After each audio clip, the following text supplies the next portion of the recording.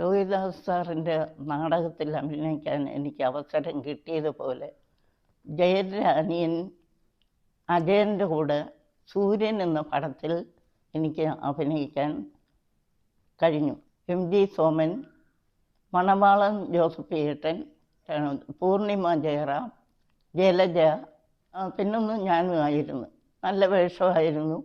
അങ്ങനെ ഇരിക്കുമ്പം കൊച്ചു തെമ്മാടി എന്നുള്ള പടത്തിൽ എനിക്കൊരു ചാൻസ് കിട്ടി. പക്ഷേ ഷൂട്ടിങ് ഇവിടെ കേരളത്തിൽ നടന്നുകൊണ്ടിരുന്നപ്പോൾ ഞാൻ മദ്രാസിലായിരുന്നു. എനിക്ക് ആ കൊച്ചു തെമ്മാടിയിൽ എനിക്ക് അഭിനയിക്കാൻ വരാൻ പറ്റിയില്ല. അപ്പോൾ തൊടുപുഴ വാസന്തി ആ വേഷം എനിക്ക് പകരം ചെയ്തത്. ഞാൻ നാടകത്തിൽ തന്നെ സ്ഥിരമായി ഓരോ ട്രൂപ്പിലും 5 വർഷം 3 വർഷം സ്ഥിരമായി നിന്ന് ദേശാഭിമാനിയുടെ EMS എന്ന നാടകമാണ് എൻ്റെ ലാസ്റ്റിൽ ഞാൻ ചെയ്ത നാടകം. പിന്നെ ഉമ്മർ സാർ മരിച്ച് നാടകം സമിതി നിർത്തി. അങ്ങനെ ആ ഒരു വിഷമത്തിൽ ഞാൻ പിന്നെ ആര് വിളിച്ചിട്ടും പോയില്ല. പിന്നെ ഞാൻ വീട്ടിൽ എൻ്റെ മകൻ്റെ കൊച്ചുങ്ങളെ നോക്കി ഞാൻ വീട്ടിൽ സ്വസ്ഥമായി ഇവിടെ കഴിഞ്ഞു പോന്നു. ലോഹിതദാസ് സാർ ജീവൻ പകർന്ന ഓപ്പോൾ എന്ന കഥാപാത്രമായി അരങ്ങിലെത്തിയ തങ്കം ചേച്ചി, ജയൻ എന്ന ഇതിഹാസ നടൻ്റെ അനുജൻ അജയൻ ആദ്യമായി അഭിനയിച്ച സൂര്യൻ എന്ന പഴയകാല മലയാള ചിത്രത്തിലും അഭിനയിച്ചു. ഹിറ്റ്മേക്കർ ശശികുമാർ സാർ സംവിധാനം ചെയ്ത ചിത്രം. പ്രവർത്തിച്ച മേഖലകളിലെല്ലാം അതിൻ്റേതായ വ്യത്യസ്തത ചേച്ചിക്കുണ്ടായിരുന്നു. നാടകരംഗത്തും ആ സവിശേഷത ഏറെയുണ്ട്. KPSC എന്ന മഹാപ്രസ്ഥാനത്തിൽ അശ്വമേധം, നിങ്ങളെന്നെ കമ്മ്യൂണിസ്റ്റാക്കി എന്നീ നാടകങ്ങളിലും അഭിനയിച്ചു. നാടകം അഭിനയിച്ച് നിർത്തിയതോ ആറ്റിങ്ങൽ ദേശാഭിമാനി അവതരിപ്പിച്ച EMS എന്ന മഹത്തായ EMS എന്ന നാടകം പെരുമ്പക്കോട് മുരളി സാറ് എഴുതിയ നാടകം. അതിനകത്ത് EMSൻ്റെ കൊച്ചു പ്രായം, അപ്പോഴത്തെ അമ്മ. അത് കഴിഞ്ഞ് EMS വയസ്സായി, അമ്മയും വയസ്സായ വേഷം. പിന്നെ അതിൽ ഒളിവിൽ ഓർമ്മകളിൽ ഇവർ ഒളിച്ചിരുന്ന ഒരു ആശാരിയുടെ വീടുണ്ട്, ആശാരി ചെല്ലമ്മ. അത് ലാസ്റ്റ് സത്യപ്രതിജ്ഞ, കമ്മ്യൂണിസ്റ്റ് ഭരണം എന്ന് കേരളത്തിൽ വന്നു. ആ ഗൗരിയമ്മയെല്ലാം സത്യപ്രതിജ്ഞ ചെയ്യുമ്പം ഞാൻ ഗൗരിയമ്മ. നല്ല തുടക്കം പോലെ തന്നെ നാടക ജീവിതവും നല്ലൊരു നാടകത്തിൽ, ഓർക്കപ്പെടാവുന്നൊരു നാടകത്തിൽ അഭിനയിച്ചാണ് നിർത്തിയത്. ഞാനാണ് അഭിനയിക്കുന്നെങ്കിൽ പെൺകുട്ടികൾ വളരെ എല്ലാവരും ആ തങ്കച്ചേച്ചിയാണോ എന്നാൽ ഞങ്ങൾ വരാം. ഈ നിലയിലാണ് ഞാൻ ആർട്ടിസ്റ്റുകൾ ആണായാലും പെണ്ണായാലും ഞാൻ പെരുമാറിപ്പോയത്. അപ്പോൾ ഈ നാടകരംഗത്ത് വന്ന സഹപ്രവർത്തകർക്ക്, പ്രത്യേകിച്ച് നടിമാർക്ക് ഒരു മാതൃകയാകാനും ഒരു ലീഡറാകാനും ഒക്കെ ആയിരുന്നു. ലീഡർ തന്നെ എല്ലാ ട്രൂപ്പിലും ഞാൻ. നാടക രംഗത്തെ മാറ്റങ്ങൾ എങ്ങനെ നോക്കിക്കാണുന്നു? മാറ്റങ്ങൾ, മുതലാളിയെ തൊഴിലാളി സ്നേഹിക്കുന്നില്ല. ഞാൻ കളിക്കുന്ന സമയത്ത് 6ാമത്തെ നാടകം മുതലാളിക്കുള്ളതാണ്. ഞങ്ങൾക്ക് ചെലവ് കാശേ തരത്തുള്ളൂ. 6ാം കളി ഫ്രീ. 6ാം കളി ഞങ്ങൾക്ക് ഫ്രീ, ചെലവ് കാശ്. അല്ലെങ്കിലും നൂറിനാട് കുഷ്ഠരോഗ ആശുപത്രി കളിച്ചാൽ ഫീസ് ശമ്പളമില്ല, ജയിലിൽ പോയി കളിച്ചാൽ ശമ്പളമില്ല. ഇത് രണ്ടും ഞങ്ങൾ ശമ്പളമില്ലാതെ പോയി അഭിനയിച്ചിട്ട്. ഇപ്പോഴത്തെ കുട്ടികളോ ഇപ്പോഴങ്ങനെ ഒരു നാടകമോ നടത്തുന്നുണ്ട്. അപ്പം മുതലാളി പാപ്പരാവും, ട്രൂപ്പ് മുമ്പോട്ട് കൊണ്ടുപോകാൻ പറ്റില്ല. ഞങ്ങൾ മുതലാളിയെയും തൊഴിലാളിയെയും സ്നേഹിച്ചുകൊണ്ട് പോയത്. ഈ പുതിയ കാലത്ത് നാടകത്തിൽ അഭിനയിക്കാൻ പെൺകുട്ടികൾ തയ്യാറായി വരുന്നുണ്ടോ? പെൺകുട്ടികൾ വരുന്നുണ്ട്. അവർക്ക് കൊടുക്കാനുള്ള ഉപദേശം എന്താണ്? നമ്മൾ വീട്ടിൽ എങ്ങനെ പെരുമാറുന്നു, സഹോദരങ്ങളായിട്ടും സംവിധായകനെ ഗുരുവായിട്ടും ആർട്ടിസ്റ്റുകളെ അത് മാനിച്ചിട്ടും നന്നായിട്ട് അഭിനയം കാഴ്ചവെക്കുന്നവരെ ബഹുമാനിച്ചിട്ടും മുമ്പോട്ട് പോകുന്ന പെണ്ണുങ്ങൾ ഇന്നില്ല എന്ന് തന്നെ ഞാൻ പറയുന്നു. നമ്മുടെ തൊഴിലാണ് നമ്മൾ ചെയ്യുന്നത്, അതാണ് നമ്മുടെ ആഹാരം, അന്നം. അതാണ് നമ്മൾ മനസ്സിലാക്കേണ്ടത്. ഇത് നാടക പ്രവർത്തനം ഒരു തൊഴിൽ മാത്രമാണോ? ഇതൊരു സാമൂഹ്യ പ്രതിബദ്ധതയുള്ള? തീർച്ചയായിട്ടും അതൊരു 1000 വട്ടം പറയണം. അപ്പോൾ ഈ സമൂഹത്തിന് നാടകം നൽകുന്ന സന്ദേശങ്ങൾ, സംഭാവനകൾ, അതിൽ നിങ്ങളും പങ്കാളികളാണ് അഭിനേതാക്കൾ. തീർച്ചയായിട്ടും ആ ഒരു ഉത്തരവാദിത്വ ബോധം അഭിനേതാക്കൾക്ക് ഉണ്ടായിരിക്കണം. 4 പതിറ്റാണ്ടിന് അടുത്ത കലാപ്രവർത്തനം, അതായത് നാടക രംഗത്തെ പ്രവർത്തനം, ഇതിൽ കുടുംബത്തിൽ നിന്ന് അല്ലെങ്കിൽ നാട്ടുകാരിൽ നിന്ന് ഒക്കെയുള്ള സമീപനം, അത് സപ്പോർട്ടായാലും അല്ലെങ്കിലും ആ വക കാര്യങ്ങളൊക്കെ എങ്ങനെയായിരുന്നു? കുടുംബത്തിൽ എതിർപ്പായിരുന്നു. ഒരു കാര്യത്തിനും എന്നെ വിളിക്കുകയോ എന്നെ അടുപ്പിക്കുകയോ ചെയ്യത്തില്ലായിരുന്നു. നാടകത്തിനും കലാപരമായ ഞാൻ പോയതുകൊണ്ട് എൻ്റെ കുടുംബം ആ നിലയിലുള്ളതല്ല. പിന്നെ ഞാനും അതേപോലെ തന്നെ യാഥാസ്ഥിക കുടുംബമായിരുന്നു. പിന്നെ ഞാൻ നാടകം കൊണ്ട് തന്നെ എൻ്റെ മക്കളെ വളർത്തിയെടുത്തതും ഡിഗ്രിക്കാർ ആക്കിയതും. അവർ ഇന്ന് 2 കുടുംബമായി, 2 പെണ്ണും ഒരാണുമാണ്. ആണ് എൻ്റെ കൂടെ ഉണ്ട്. പെൺപിള്ളേരെ 2നെയും കെട്ടിച്ചയച്ചു. ഞാൻ ഇപ്പം കഴിയുന്ന നിലവാരത്തിൽ എല്ലാവരും എന്നെ സ്നേഹിക്കാൻ തുടങ്ങുന്നു. അതാണ് ഇപ്പം കിട്ടുന്നത്. നാട്ടുകാരിൽ നിന്നുള്ള പ്രോത്സാഹനം, നല്ല പ്രോത്സാഹനമാണ്. ഓരോ വേഷം കഴിയുമ്പോഴും നാട്ടുകാരെന്നെ കൈപിടിച്ചു ഉയർത്തുന്നതാണ് എനിക്ക് തോന്നിയിട്ടുള്ളത്. ഈ നാടകക്കാരുടെ കോടാമ്പാക്കം എന്ന് വിശേഷിപ്പിച്ചിട്ടുള്ള അൻസാർ ലോഡ്ജ് എന്നൊരു കലാകേന്ദ്രം, ആ ഒരു അൻസാർ ലോഡ്ജ് കാലഘട്ടം, അതിനെപ്പറ്റിയുള്ള ഓർമ്മകൾ? അൻസാറിൽ ഓർമ്മകൾ പലതും ഉണ്ട്. അവിടെ നമ്മൾ മദ്രാസ് ഫീൽഡിൽ കോടമ്പക്കം പറയുന്ന കണക്ക് ആണ് ആളുകൾ പറഞ്ഞുകൊണ്ടിരിക്കുക. പക്ഷെ അത് തീർത്തും പറയാൻ ഞാനില്ല. എനിക്ക് നല്ല സഹകരണം അൻസാറിൽ നിന്നും കിട്ടിയിട്ടുള്ളൂ, മുതലാളിമാരിൽ നിന്നും കിട്ടിയിട്ടുള്ളൂ, സഹപ്രവർത്തകരിൽ നിന്നും കിട്ടിയിട്ടുള്ളൂ. ഇപ്പോൾ ഈ വിശ്രമ ജീവിത സമയത്ത് ഏതെങ്കിലും തരത്തിലെ സാംസ്കാരിക പ്രവർത്തനമോ മറ്റോ ഒക്കെ ഉണ്ടോ? ഉണ്ടല്ലോ. ഏതാണ്?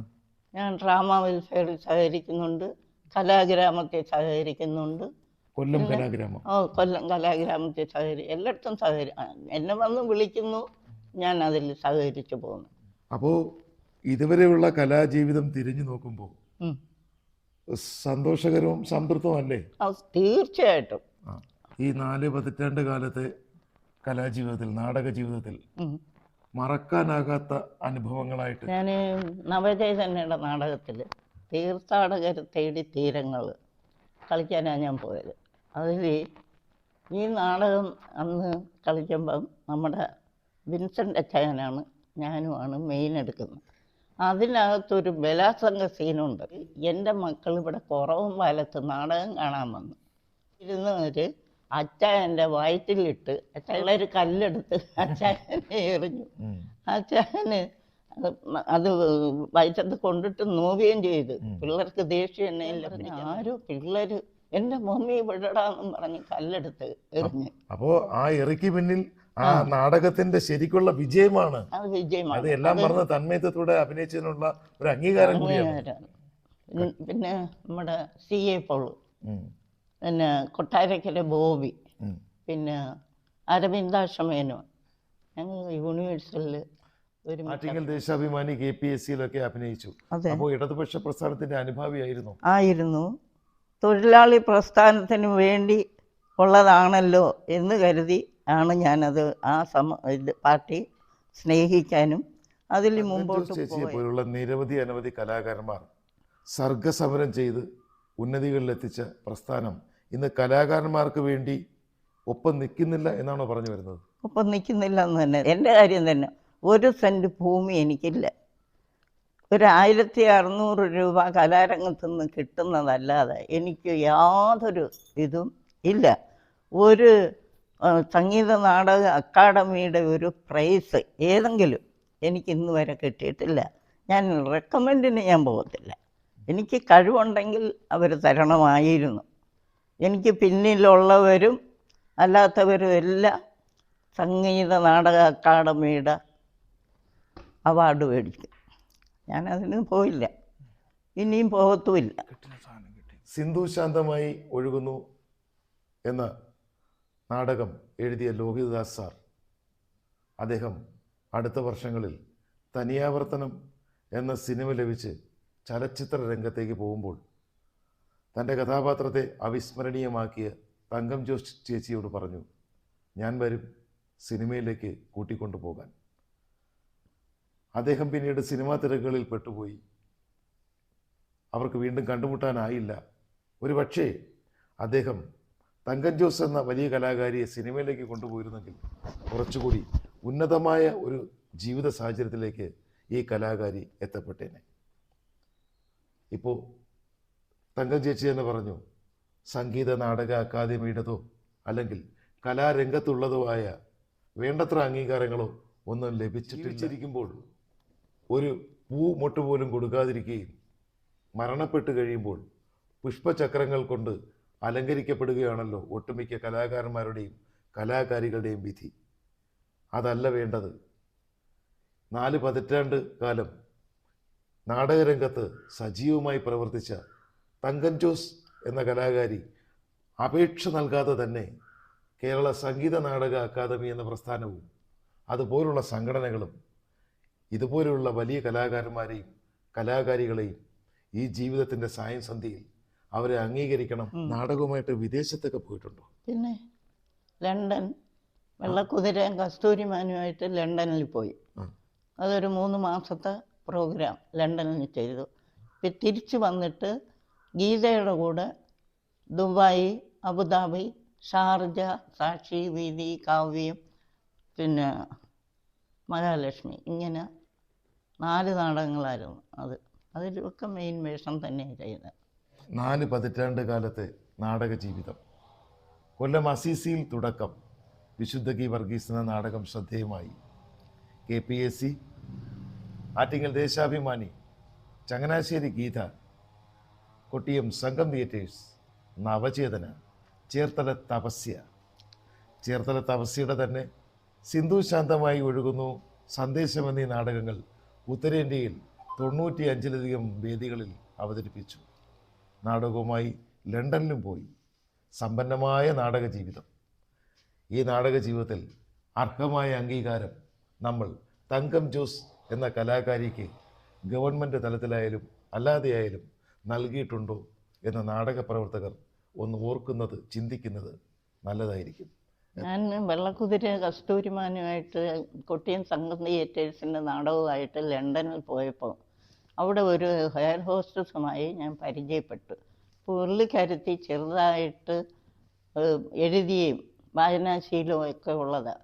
പക്ഷേ എന്നെ അവർക്ക് ഇഷ്ടപ്പെട്ടവർ ഞാൻ ലണ്ടനിൽ നിന്ന് പോരുന്നത് വരെ എൻ്റെ കൂടെ തന്നെ ഉണ്ടായിരുന്നു. നോക്കത്താ ദൂരത്ത് കണ്ണും നട്ട് എന്ന സിനിമയുടെ എഴുതിക്കൊണ്ടിരിക്കുന്ന സമയമാണ്. അപ്പോൾ പറഞ്ഞ ആ സിനിമയിൽ എനിക്കൊരു വേഷം എഴുതിയിട്ടുണ്ട്. ഞാൻ കൊല്ലത്ത് ചേച്ചിയുടെ വീട്ടിൽ വരുമ്പോൾ ഞാൻ നാടക ട്രൂപ്പിൽ നാടകം കളിക്കാൻ പോയിരിക്കുക. ഞങ്ങൾക്ക് തമ്മിൽ നേരി കാണാൻ പറ്റില്ല, പിന്നെ കണ്ടിട്ടേ ഇല്ല. എനിക്കതിൽ വേഷം ചെയ്യാനും പറ്റിയില്ല.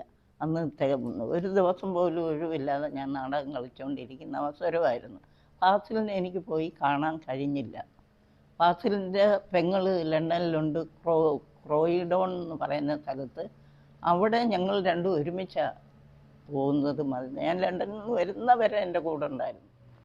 ഇത്രയും വലിയൊരു കലാകാരിയോടൊപ്പം കുറച്ച് സമയം ഇവിടെ ചെലവഴിക്കാൻ സാധിച്ചതിൽ കലാസംഘം മീഡിയയ്ക്കുള്ള നന്ദിയും സന്തോഷവും അറിയിച്ചുകൊണ്ട് ചേച്ചിക്ക് എല്ലാവിധ ഭാവുകങ്ങളും നേരുന്നു. ആയുരാരോഗ്യ സൗഖ്യം നേരുന്നു.